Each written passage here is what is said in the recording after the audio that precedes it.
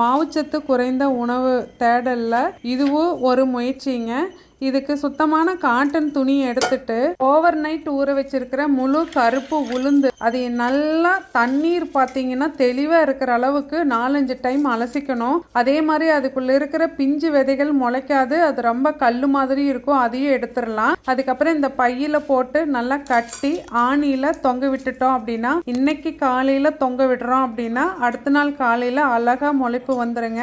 இதே மாதிரி தான் பாசி பயிரும் ஊற வச்சு அதையும் கட்டி வச்சிருந்தோம். அடுத்த நாள் காலையில் இது முதல் நாள் காலையில் கட்டி வச்சிருக்கிறோம். அடுத்த நாள் காலையில் எடுக்கும்போது அழகாக முளை விட்டு வந்திருந்தது.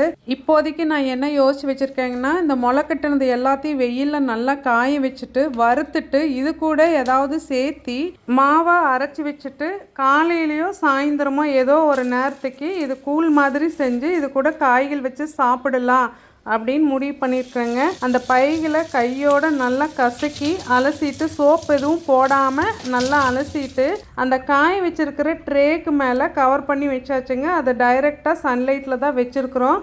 இது உங்களுக்கு யூஸ்ஃபுல்லான வீடியோவாக இருக்குன்னு நினைக்கிறேன். தேங்க்யூ.